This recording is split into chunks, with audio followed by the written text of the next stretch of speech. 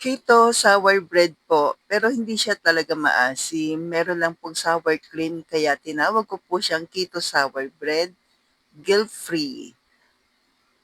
Yan po yung ating mga ingredients from Cheddar's Green Dahan at ang ating sour cream. Sa cheese, sa mga nagtatanong, ito po yung pwede sa atin.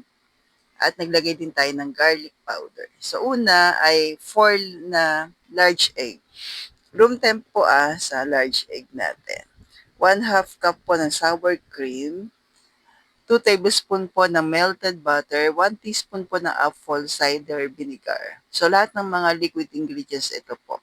Mix lang natin then tabi muna natin. 1/2 cup lupin flour, baking powder 1 teaspoon, garlic powder 1/2 teaspoon, coconut flour 1/4 cup, konting asin, tapos Italian seasoning po. Then 1/4 cup na parmesan cheese. So lahat ng mga dry ingredients ay ito po. Add tayo na 1/2 cup po ng cheddar cheese.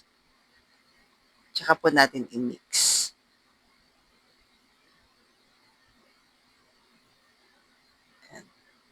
So mix lang po natin. Add tayo ng monk fruit erythritol para sa ating sweetener.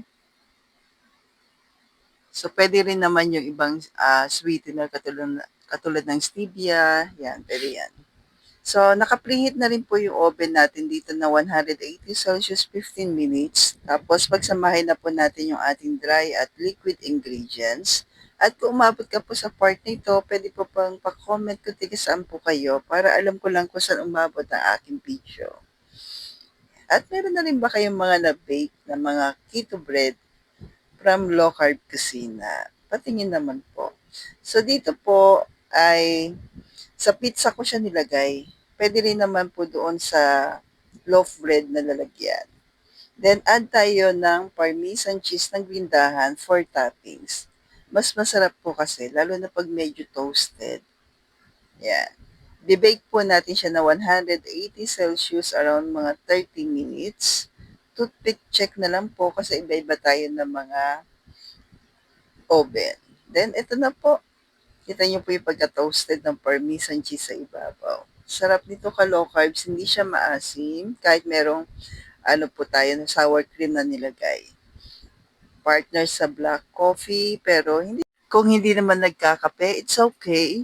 Masarap na po siya itself. So, yan na po yung ating keto sour cream, guilt-free na bread po. Stay low carb.